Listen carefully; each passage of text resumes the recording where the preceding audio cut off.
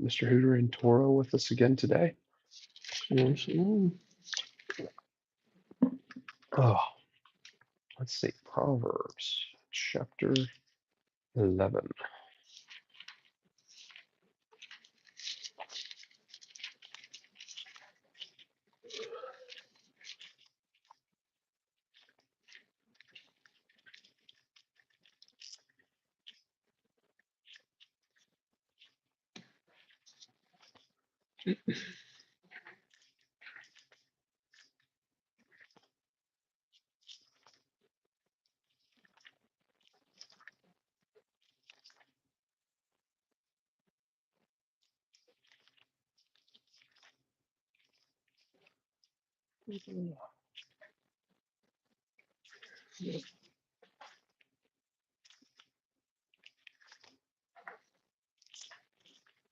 Guitars and AR. Shalom, brother. Oh, yeah. Shalom, brother. How are you? Oh my gosh. All right. It would help if my fingers worked. All right. A false scale is an abomination to Yahweh, but a perfect weight is his delight. Pride comes, then comes shame, but with the humble is wisdom. The integrity of the straight one guides them, but the slipperiness of the treacherous destroys them. Riches do not profit in the day of wrath, but righteousness delivers from death. The righteousness of the perfect makes his way straight, but by his own wrongness the wrong one falls. The righteousness of the straight one delivers them, but the treacherous are caught up by greed.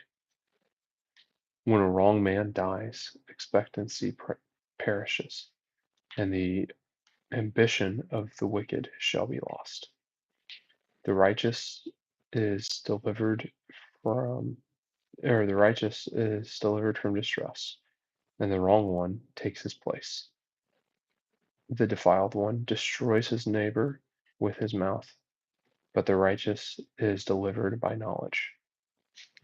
When the righteous prosper, the city rejoices. When the wrong perish, there is shouting.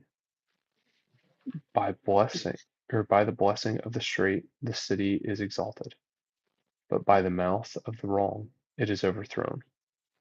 He who lacks heart despises his neighbor, but a man of understanding keeps silence. A slanderer is revealed, or is really a slanderer is a reliever of secrets, but one with a trustworthy spirit conceals a matter. Without guidance, the people fall, but in a great counselor there is safety. He who is a guarantor for a stranger suffers harm, but one who hates shaking hands in a pledge is safe. A woman shows favor. A woman showing favor obtains esteem. Blah, blah, blah. Can't talk this morning. A woman showing favor obtains esteem, but ruthless men obtain riches. A loving, committed man is rewarding his being, but he who is cruel troubles his own flesh. The wrong one earns false wages, but the one sowing righteousness a true reward. This righteousness leads to life, and one pursuing evil to his own death. The perverse of heart are an abomination to Yahweh, but the perfect in the way are his delight. Hand to hand, the evil one does not go unpunished, but the seed of the righteous shall escape. Like a ring of gold in a pig's snout is a beautiful woman who lacks good sense. The desire of the righteous is only good. The expectancy of the wrong is wrath. There is one who scatters, yet increases more, and one who withholds more than is right, but it comes to poverty. The generous being is enriched, and he who waters is also watered himself. The people curse him who withholds grain, but blessing is on the head of him who sells it. He who earnestly seeks good seeks what is pleasing, but to him who seeks evil, it comes to him. He who trusts in his riches falls, but the righteous flourish like a leaf.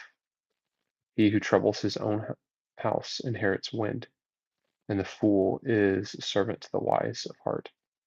The fruit of the righteous is a tree of life, and he who is winning lives is wise. See the righteous, see the righteous in the earth shall be rewarded. How much more the wrong and the sinner?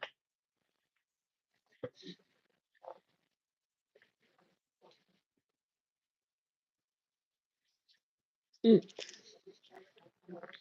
All right. Short, sweet. Only stumbled about 6 times, but hey, No, you're just good, keep bro. getting back up. That's what matters. Um, Um, false scale is an abomination to Yahweh, but a perfect weight is his delight. So just the day-to-day dealings that we have with people are the difference between an abomination and delighting him, which I find very interesting. That he's concerned with our day-to-day behavior.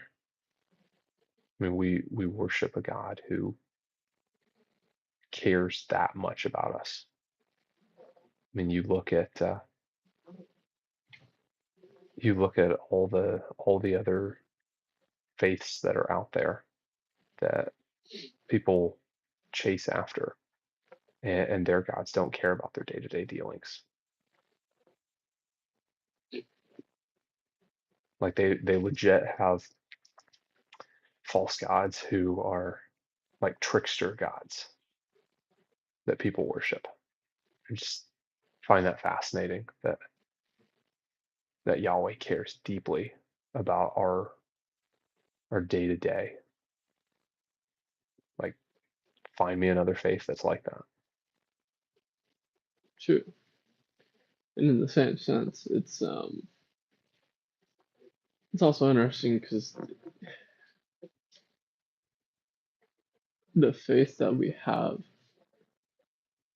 is in a God that Mhm. brought redemption to his people, Mhm. whereas every other belief system that you look at is centered around some sort of self-righteousness, where Mhm. you have to earn your way into being um, worthy, I suppose, or however I'm trying to maybe put that. Mhm. Um, but it's not exactly our deeds Mhm. that is gonna spare us in the end, right? Yeah. Because it's only Yeshua Your that we deeds have. matter, but your deeds They aren't do. what saves you. You know, um, like the Latter-day Saints are salvation after all you can do. And it's like, well, how much can you do? Like, did you do enough? Whereas following Yahweh it's all him, and because of what he did, our good works overflow out of that. Um, Correct. And and our good works are a response, not what initiates it. I yeah, mean, you look at um, a lot of the Eastern faiths, uh, and their their good works are there, but their good works don't matter. Um, you look at a lot of the um, I don't know, the indigenous faiths, like a lot of them. Um, they just don't carry the the same cosmic weight in the grand scheme of things. And it's amazing that the creator of the universe, who uh, had all of these big grand things that he did, also designed everything down to the finest detail. And so the details matter to him just as much as the big things do. And I find that very fascinating. Yeah. Yeah. Like with Jonah, what blew a lot of those sailors away, is when he mentioned that his God made the sea and the land, because a lot of those guys worshipped deities that had one special thing that they did. And it's like, whoa, your God did all of it. So Yeah, this is our god of the sky. He yeah, controls weather and stuff. Like, it's pretty neat. It's like, yeah, yeah, well, ours did that and and a whole this. lot more. Third here, like, it's like, wait, one, one did Yeah, that. it would be a shorter list if we just started with the things that he didn't do, because that would be blank. Here it is. There's something there. Pride comes, then comes shame, but with the humble is wisdom. Proverbs hits on that so many times of basically pride comes before the fall, or um, you know, I just think that it's in there so many times that it's just like, hey, hello, we're gonna drive this one home. Well, it's really hard to gain wisdom when, Hmm. because with pride and your ego, right? Because with pride comes ego. You're too stubborn to Hmm. listen to those who might be trying to give you wisdom. Hmm. If they're too stubborn, so if you're not gonna even listen to someone who's had the life experience or been there, done that, whatever it may be, why would you listen to your creator Hmm. who clearly knows better than you? Like, you have a personal problem in here where you don't want to listen because you think you have it all figured out. Hmm. Hence pride, right?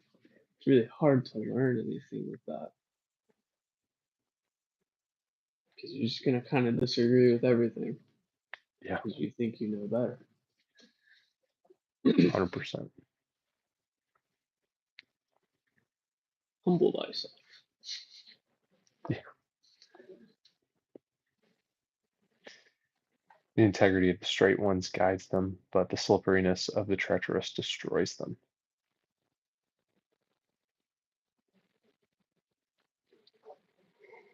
Riches do not profit in the day of wrath, but righteousness delivers from death. The righteousness of the perfect makes his way straight, but his own wrongness is the wrong one falls. Yeah, I can't. But by his own wrongness, the wrong one falls. There we go. The righteousness of the straight one delivers them, but the treacherous are caught by greed. When a wrong man dies, expectancy perishes, but the ambition of the wicked shall be lost. The righteous is delivered from his distress, and the wrong one takes his place.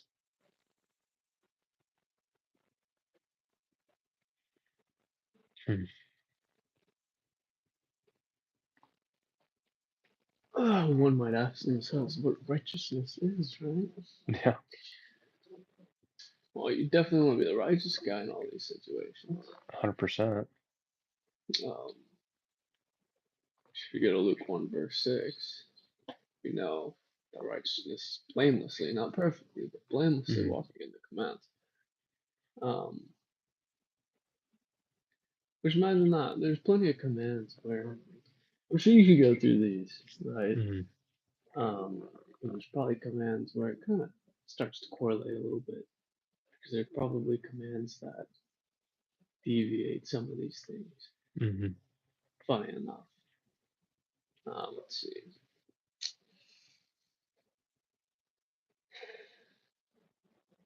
I mean, something that at least comes to mind for sure is Deuteronomy 28, right? Hey, Mm-hmm. do these things, and be blessed, right? Mm-hmm. Maybe that looks like the righteous is delivered from distress, right? Mm-hmm. Hey, like, follow these commands of mine, and I'll probably spare you of the distress. Mm-hmm. But then, furthermore, let's say you're not the righteous man in the situation. Oh, well, that's not good because then the wrong one takes his place. Oh, then come into the curses, right? Don't do these things, Mm-hmm. and then you will be cursed. It's always been interesting to me. There's a much longer list in Deuteronomy 28 for the curses, and Mm-hmm. they're really bad, Yeah. right? And the blessings are definitely better, but there's not as much going on Yeah. Well, compared to that wrath that he it has to I think curse. it's so much of just showing you like, hey, this is how far I brought you away from Yeah, all of this destruction, and this is what will happen it's a good when you point. turn your back and run. It's a good point. He Uh, just pretty much gives you over to the absolute evils hmm of the world, dude. Like, hey, it'll be so bad. It'll be so bad. hmm Like, you will literally eat your children. That's what it says. And it's like, hey, bro, No, you have to be good. I was just thinking about pretty recently. Is it in is it in Kings or is it in Chronicles? That story where those those two women are arguing um, because they ate one person's kid uh, one day, and then the next day the other one didn't want to give up one of their kids to eat because Yeah, they were so starving. Uh, and like the King king or the prophet that was approached on that like was just so shocked that his yeah, people had fallen that far. Uh, I'm trying to remember. I think that one's in Kings. it's probably both. I mean, Yeah, it's maybe reiterated in Chronicles. I haven't really read through Chronicles in months, yeah, but I know it's in Kings for sure. yeah. I think it's in Second Kings, but I don't remember off the top of my head. And there's no way I'm going to find it under pressure right now. Uh, but yeah, I was thinking about that story the other day. It was just like, yeah, I'm really, really glad that we're not to that point in our civilization right now.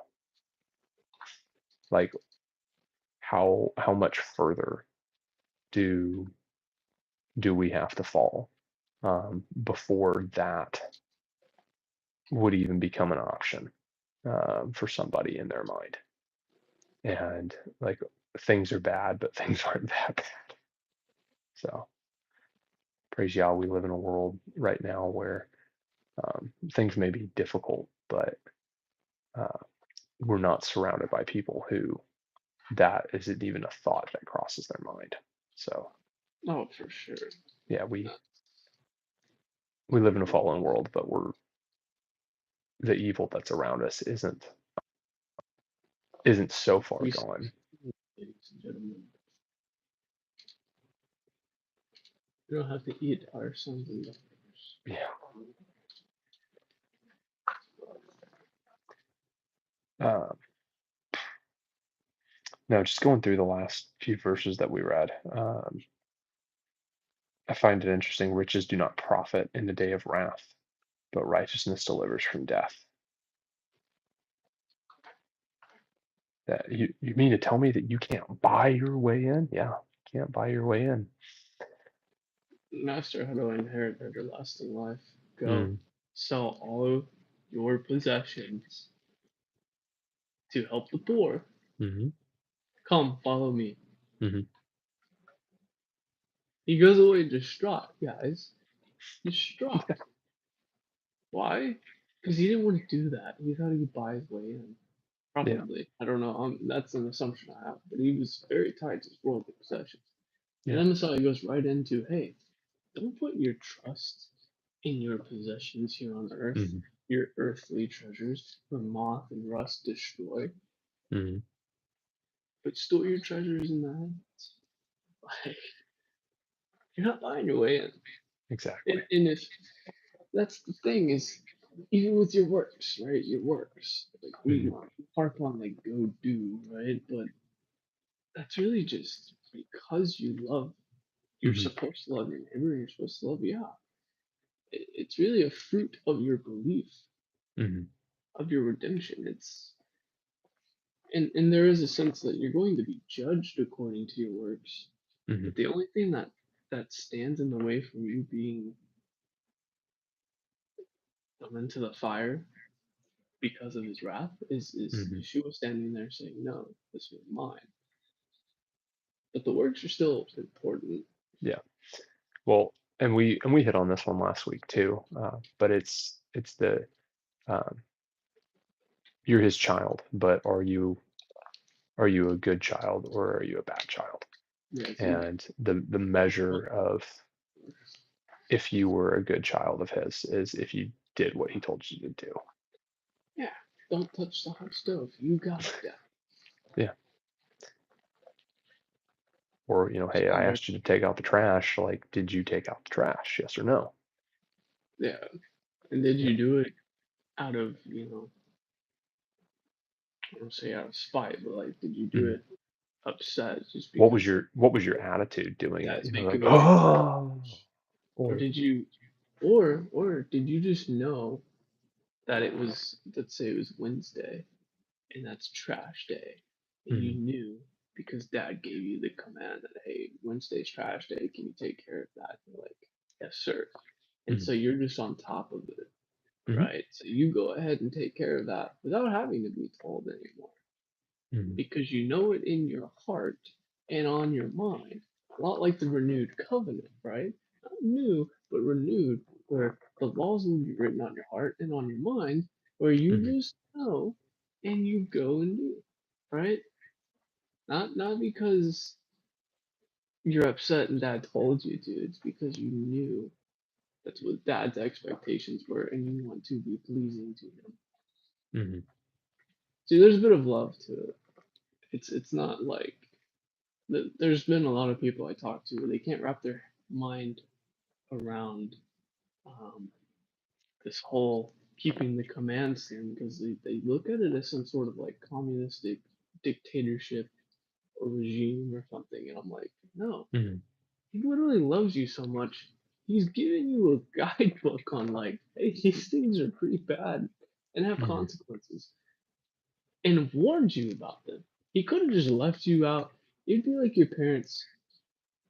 What if we were like deer, where when we got to a certain age, like 4 or 5, they're like, mhm. "Oh no, you're ready for Yeah. the pressures of the world," and they just left you out in the woods Yeah. for you to fend for yourself without any Hmm. rules, stipulations, guidelines. Yeah. How loving would that be? Or would you grow resentment for your parents for the rest of eternity, Yeah. right? So kind of think of it that way, where at least he loves us enough, where he told Hmm. us, like, "Hey, there's dangers in the world, and I'm gonna tell you how to like stay in my provision, protection, and blessing." Like he literally provides a covering, just the way that your parents try to provide a covering for you with a roof over your head, food in your belly, all these things. Um, he's trying to provide that to you, where Hmm. he keeps you safe from the world's dangers and from like the consequences of sin and like Hmm. all these other things. Um, like I don't know why people look at the commands and take this love aspect out of it. Hmm. It destroys the whole thing 100%. for most people.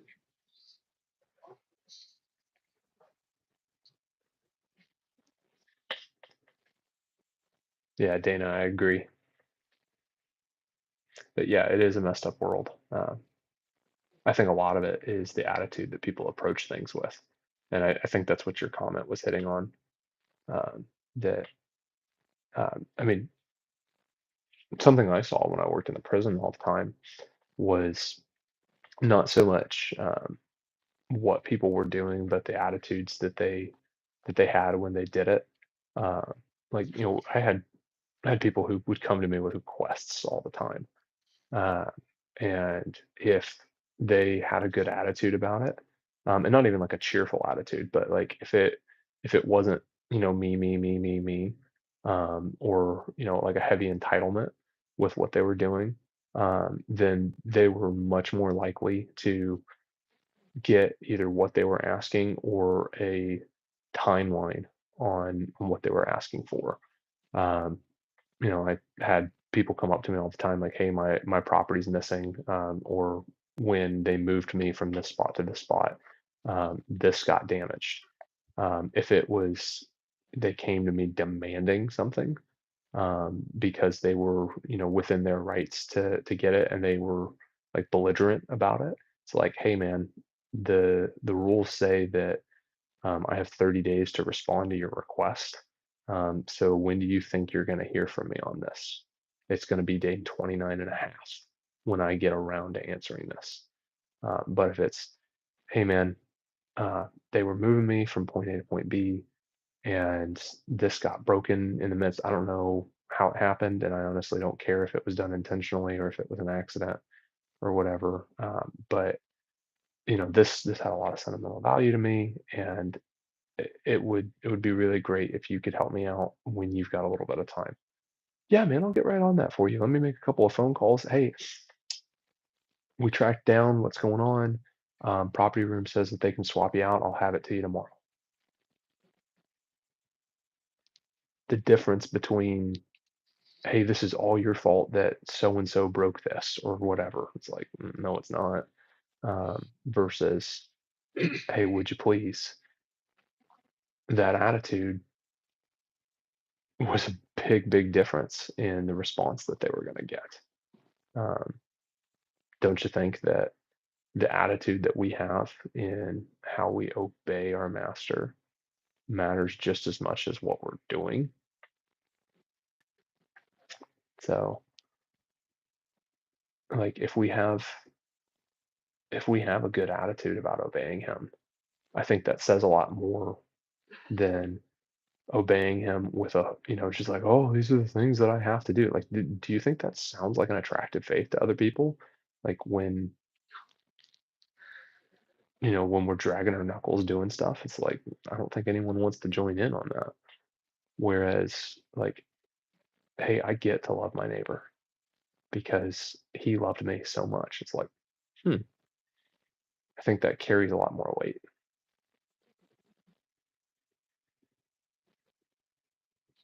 We get more bees with honey than vinegar. Yep, yep. 100%. That was that's a pretty good point. Yeah, it really was. The attitude means a lot. Mhm.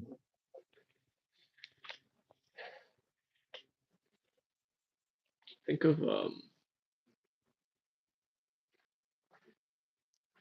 don't know why this is just not kind of coming to mind. But think of all the people that Yeshua healed, right? Mhm. Um, whether he was blind all his life or had demons for years, whatever it was, right? Person was gone through it, and think of Yeshua in that moment coming to that person, healing them. They now have this new viewpoint in life, and they're ecstatic, and they go do exactly what he asked them to do, right? Mhm. And they probably started walking into that faith humbly and very joyously, Mhm. right? And then what was the first thing they did? Oftentimes when they were told not to, Mhm. they went into their village, whatever, they went and told Yeah, I all told their everybody. friends, like, wow, Yeah. you'll never believe, right? Mhm. Um, and that probably impacted most people. I mean, how many times did the village come out? They're looking for this guy. Like, where is it? Where is it? We gotta see, right? Mhm. That's how it draws people in. And what is any different for us? Maybe we weren't blind all our life, or Mhm. maybe it's not this miraculous picture like it is in the Gospels. Mhm. But I look back on the dark path that I was on. It's pretty miraculous to me. I have joy. Mhm. I'm doing because I shouldn't be here. Mhm. I mean, I think that's pretty miraculous. But we get so caught away with comparison, where it's like, yeah, but the only difference is the perspective, and you get to choose what that perspective is. Mhm. Uh, it's probably the same way where, um, you look at Peter or some of these other dudes, the hardcore fishermen, Mhm. pretty rough life, and they spent a lot of time figuring it out. They were very Mhm. confused and stumbling a lot of the time, um, and they had a bit of pressure with it because it was a different perspective, different background. Like we're all different, and I get that. But Mhm. eventually they come around to it where it's like you humble yourself, and you're like, I'm literally standing right in front of and talking to Mhm. my Messiah, like the one we knew was coming. It's like what an opportunity, Mhm. because not everybody gets to necessarily do that, at least in this particular lifetime, right? Not the way that they did. Yeah. We don't get to see exactly what they saw.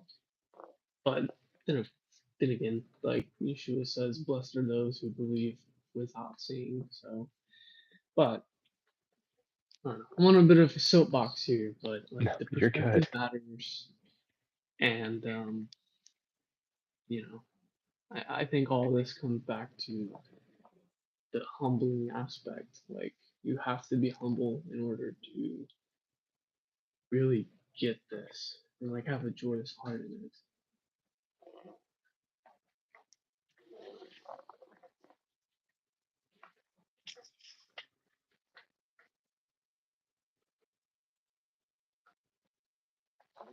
Where did we The leave off? defiled. What's up? Where did we leave off? Verse 9. The defiled one destroys his neighbor with his mouth, Got you. but Got the you. righteous is delivered by knowledge.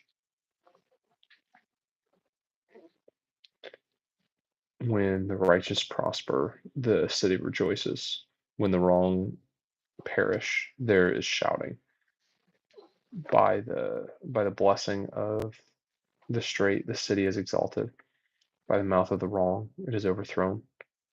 He who lacks heart despises his neighbor, but a man of understanding keeps silence.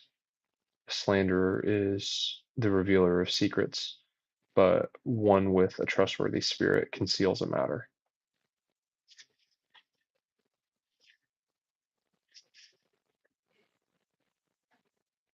Whew. Slender. Slender sucks, bro. Mm-hmm. Many relationships got broken up over freaking slander and gossip. Mm-hmm. I used to see that all the time at my old job. Um, Working at Toyota, dude. I think I've probably talked about it several times before, but it's just like Mm-hmm. it's just a whole gossip ring.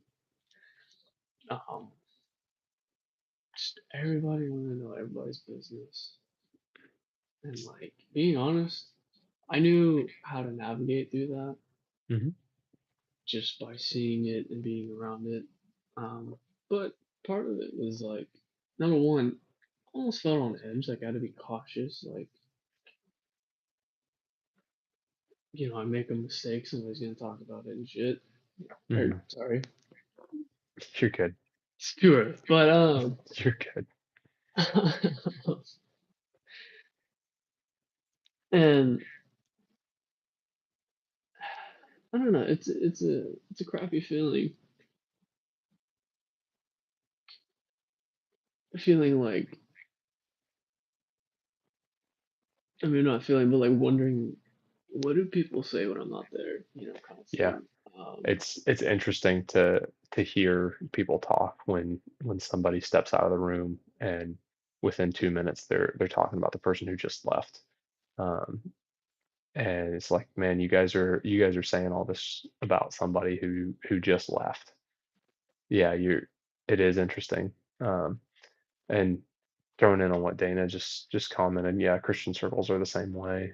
Yeah, It's left church because of that, dude. yeah, well, and it's like it's a people thing, is what it is. Like just people are just messed up. I Yeah. mean, we were just talking a few minutes ago about cannibalism. Uh, Yeah, so like true. it's a I would rather live in a world where people are having poor communication problems than cannibalism problems, but at the same time, like it's a fallen world both ways. So, So I saw this really interesting. It was a while ago. One, I don't remember who it was, but it was this guy on the Shalom show. But the one thing I do remember from that podcast was he was talking about his. It came from some philosopher or something. I don't remember who it was. Maybe Socrates or something. Um, but basically, it was like these three rules or ways to kind of defer, um, deflect gossip kind of thing, or however you may want to put that. But basically, it was like three questions to ask yourself, mhm, and it was like, is what you're trying to tell me about this person good? It's like, no, okay. But you're trying to tell me about this, or is this person you're trying to tell me about? Is it my friend? mhm, Yes. And what was the last one? So you're trying to tell me. I don't remember the last one. I might have to go revisit that video, but it was brilliant because it was like three very important questions where when somebody's trying to come up to you and basically kind of talk about somebody, if you will, behind their back, mhm, having these three questions immediately reflects whatever they're trying to gossip about. It's yeah, like, well, if you're trying to tell me about my friend, whatever this thing is not good. mhm, Um, I wish I remember the third one, but it's like all these three things. It's like, and then I don't want to hear about it. It's like, how is this going to be a meaningful or impactful conversation now? So that was an interesting thing that I kind of took away from that. I really want to go like revisit that now because I want to know what that type of question yeah. was. But I started Well, kind of doing that, where it was like when people started talking, I'm like, I think I've actually put the information through three questions. Is it useful? That's right. mhm, I useful, think positive, and true. technically, yeah, Well, what useful. is that?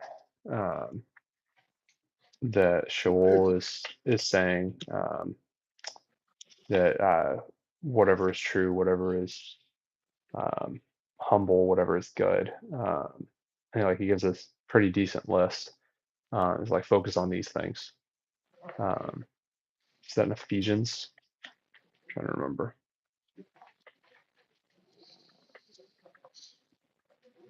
Maybe. I don't think I'm going to find it on demand.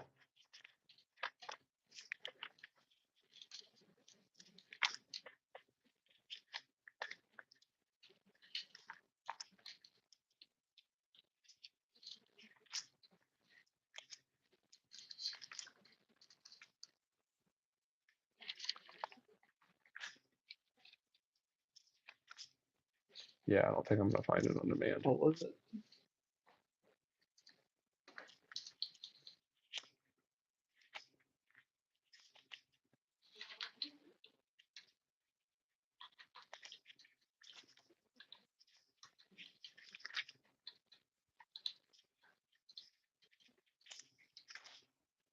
Oh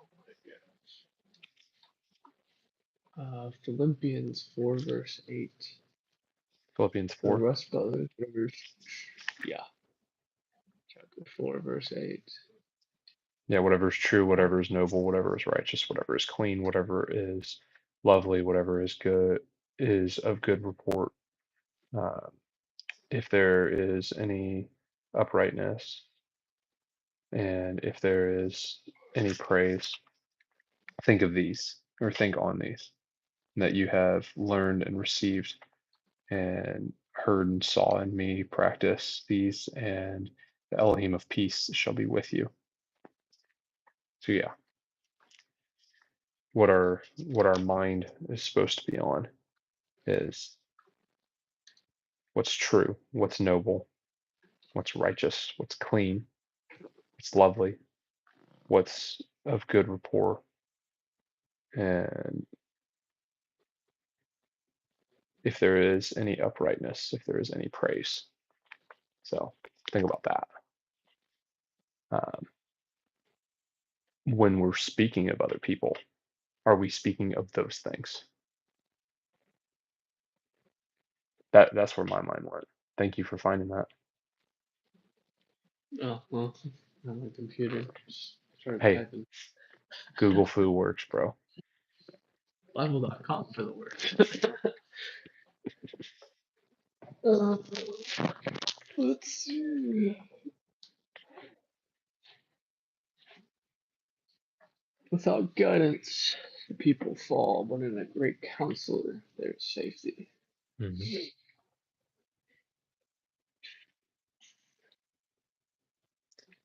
He was a guarantor for strangers, suffers harm, but one who hates shaking hands in a pledge is safe. Woman showing favor obtains esteem, but ruthless men obtain riches. A loving commitment, or a loving committed man is rewarding his being, but he who is cruel troubles his own flesh. The wrong one earns false wages, but the one sowing righteousness a true reward. Thus righteousness leads to life, and one pursuing evil to his own death. I think that's the linchpin right there. Righteousness leads to life, the one pursuing evil to his own death.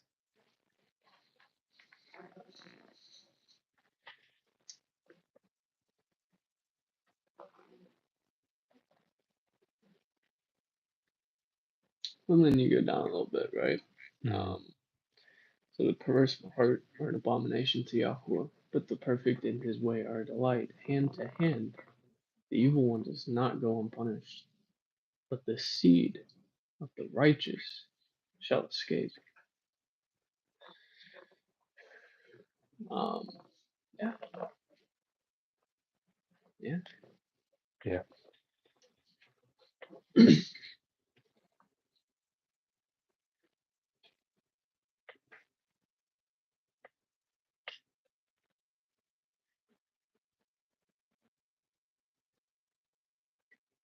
I was kind of hung up for a minute on the back half of verse 15.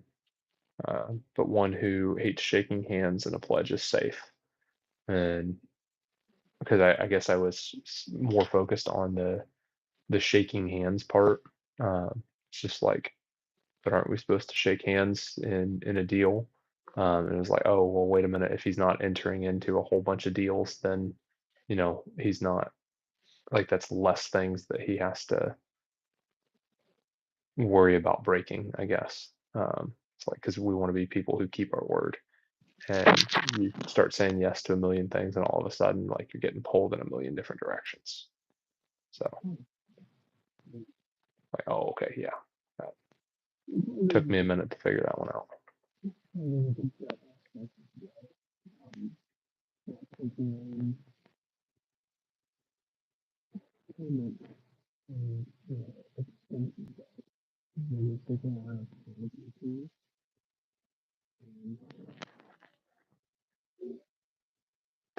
Oh man, I don't know if it's on your end or my end, but I'm not hearing you very well. And my battery is about to die too, so that may be on me. Uh-oh. Okay, I got you now. Oh, we're back? Yeah, I don't know Okay. what. Weird. I don't know.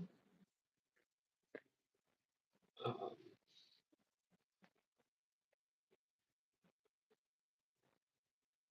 That's a good one, Bertrand. Ring of gold in a pig's snout is good. Gold rings in the nose are way to move large animals around, saying without sense and righteousness, we're just swine being led by the nose. That's a good point. Oof. Um, I don't remember what I was saying, so we can just No, move you're on. good. I'm on 3% battery, so we're gonna die any minute. Do you want to pray us out? Yeah, I'll do that. I will try to keep it short and simple. Oh, Father, yeah. Thank you for this beautiful day. Lord, thank you for this opportunity to dig into your word this morning. Lord, thank you that you would humble us to hear your wisdom, to gain understanding. Lord, I thank you for every individual you brought here this morning. And thank you that they would join us and participate and listen. Father, we are blessed. Father, we continue to pray and ask that you would be with those in those disaster affected areas. Please be with people that need help. Um, get them what they need. Father, please be with those boots on the ground.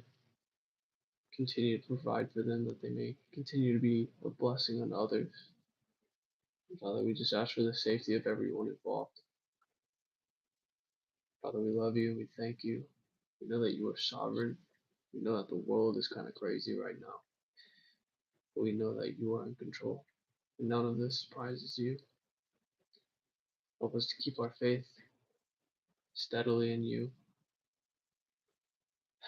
Please just give us peace, even in this time of chaos. We love you, Father. It's in your name, Yeshua. Amen. Amen.